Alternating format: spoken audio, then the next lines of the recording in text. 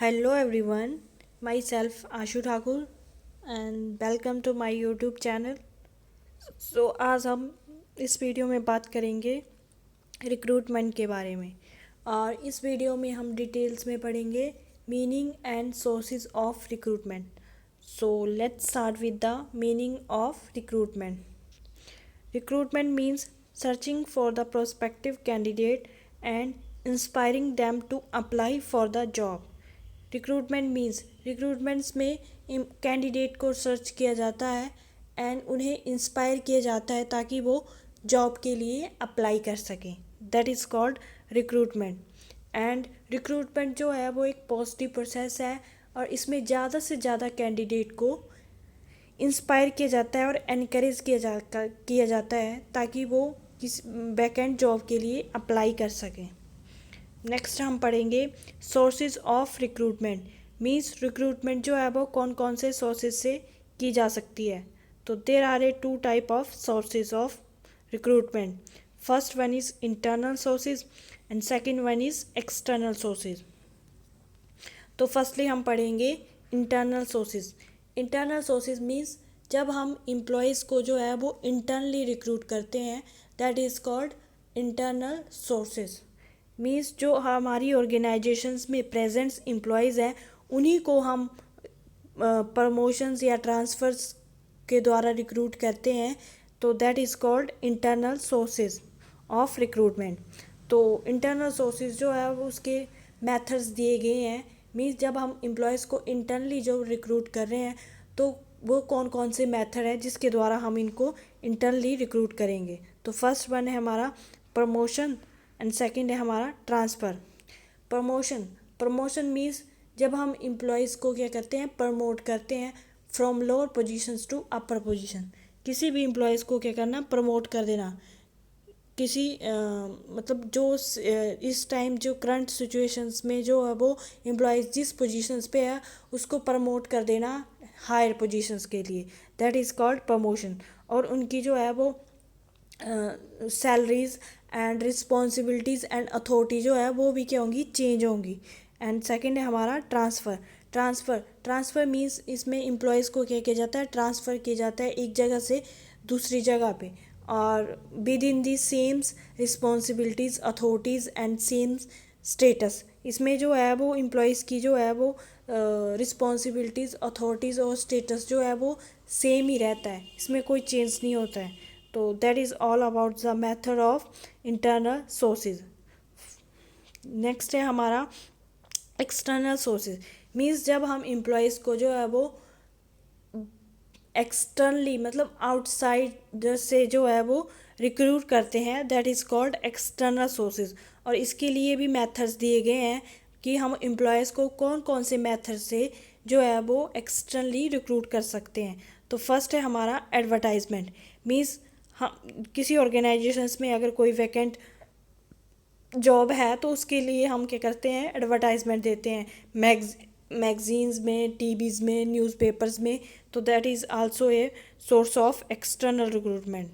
And second है हमारा campus recruitment. Means किसी इंस्टीट्यूशंस में कैंप लगा के जो रिक्रूटमेंट की जाती है that is called campus recruitment. And third है हमारा एम्प्लॉयमेंट एक्सचेंज. एम्प्लॉयमेंट एक्सचेंज में जो एम्प्लॉयज़ का जो है वो कैंडिडेट का डाटा जो होता है वो सेव होता है. तो वहाँ से इंफॉर्मेशन कलेक्ट करके भी हम जो है कैंडिडेट को अट्रैक्ट कर सकते हैं या फिर इनकरेज कर सकते हैं ताकि वो हमारी जॉब में हमारे ऑर्गेनाइजेशंस में जॉब के लिए अप्लाई कर सके. एंड फोर्थ है हमारा ई रिक्रूटमेंट. मीन्स जब ऑनलाइन रिक्रूटमेंट. तो that is all about the external sources. Next हम पढ़ेंगे इनकी एडवांटेजेस एंड डिसएडवांटेजेस. तो फर्स्टली हम पढ़ेंगे इंटरनल सोर्सेज ऑफ रिक्रूटमेंट की एडवांटेजेस एंड डिसएडवांटेजेस. तो फर्स्टली है हमारे पास एडवांटेजेस. तो इसमें है moral of the employees increase. Employees का मोरल जो होगा वो इंक्रीज़ होगा. मीन्स जैसे किस ऑर्गेनाइजेशन जब हम इंटरनली रिक्रूट कर रहे हैं किसी भी एम्प्लॉयज़ को तो जैसे उसको प्रमोट कर दिया लोअर पोजीशन से अपर पोजीशन के लिए तो जो अदर्स एम्प्लॉयज़ होंगे वो भी क्या होंगे उससे मोटिवेट होंगे. तो इससे उनका मोरल जो है वो क्या होगा, इंक्रीज़ होगा। एंड सेकेंड है हमारा low cost. Low cost means जब हम एम्प्लॉयज़ को जो है इंटरनली रिक्रूट करते हैं तो इसके लिए हमें कोई कॉस्ट जो है वो पे नहीं करनी पड़ती है। एंड थर्ड है हमारा improve the performance of employees. जब एम्प्लॉयज़ जो होंगे वो मोटिवेट होंगे तो वो जो है अपना काम जो है वो भी ढंग से करेंगे, तो उनकी परफॉर्मेंस जो है वो क्या होगी, इम्प्रूव होगी। एंड डिसएडवांटेजेस है इसकी, नो फ्रेश टैलेंट। जब हम एम्प्लॉयज़ को इंटरनली रिक्रूट कर रहे हैं तो हमारे पास जो है वो बाहर से कोई नया एम्प्लॉयज़ नहीं आएगा, तो उससे जो है हमारे पास कोई नया टैलेंट नहीं होगा। एंड सेकंड है हमारा नो न्यू आइडिया। जब हमारे पास कोई नया टैलेंट नहीं होगा तो उसके बेस पे हमारे पास कोई नया न्यू आइडिया भी नहीं होगा। एंड थर्ड है हमारे पास लिमिटेड चॉइस, मीन्स हमारे पास चॉइसेस क्या होगी, लिमिटेड ही होगी। जैसे किसी ऑर्गेनाइजेशंस में अगर 10 एम्प्लॉयज़ हैं तो हम उन 10 एम्प्लॉयज़ में से ही किसी एक पर्सन को जो है वो रिक्रूट कर सकते हैं, तो उसमें जो है वो चॉइसेस जो होगी वो लिमिटेड होगी। मीन्स हमारे पास लिमिटेड नंबर ऑफ जो है एम्प्लॉयज़ होंगे। तो that is all about the advantages and disadvantages. Next है हमारा एक्सटर्नल सोर्सेज ऑफ रिक्रूटमेंट। इसकी एडवांटेजेस एंड डिसएडवांटेजेस जो है वो डिस्कस करेंगे।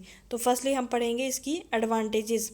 एडवांटेजेस में आएगा जब हम एम्प्लॉयज़ को एक्सटर्नली रिक्रूट कर रहे हैं, मीन्स बाहर से जब हम एम्प्लॉयज़ को क्या कर रहे हैं, रिक्रूट कर रहे हैं, तो उससे क्या होगा, हमारे पास फ्रेश टैलेंट, नया टैलेंट आएगा। एंड जब हमारे पास नया टैलेंट आएगा तो सेकंड है हमारा क्रिएटिव आइडिया, तो आइडिया भी क्या होगा, क्रिएटिव होगा। And qualified and trend people जो होंगे वो हमारे पास हमारी ऑर्गेनाइजेशंस में अप्लाई करेंगे।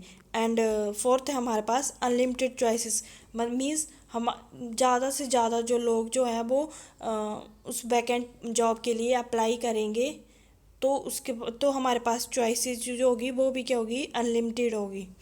एंड डिसएडवांटेजेस है इसकी, लेंथी प्रोसेस। ये जो है वो एक लेंथी प्रोसेस है, इसके लिए प्रोसीजर फॉलो करना पड़ता है।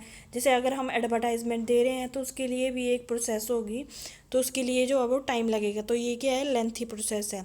सेकंड है हमारा कॉस्टली, मीन्स ये जो है वो हमारा जब हम एक्सटर्नली रिक्रूट कर रहे हैं एम्प्लॉयज़ को तो ये क्या है, कॉस्टली है। कॉस्टली इन दी सेंस जैसे हम कैंपस रिक्रूटमेंट कर रहे हैं, एडवर्टाइजमेंट कर रहे हैं, तो हमें उसके लिए क्या है, कॉस्ट पे करनी पड़ती है, तो ये क्या है, कॉस्टली है। एंड थर्ड है हमारे पास no guarantee of selecting a right candidate, means इसमें जो है जब हम एम्प्लॉयज़ को जो है एक्सटर्नली रिक्रूट कर रहे हैं तो इसमें कोई गारंटी नहीं है कि जो हम रिक्रूट कर रहे हैं वो राइट कैंडिडेट है उस जॉब के लिए या नहीं।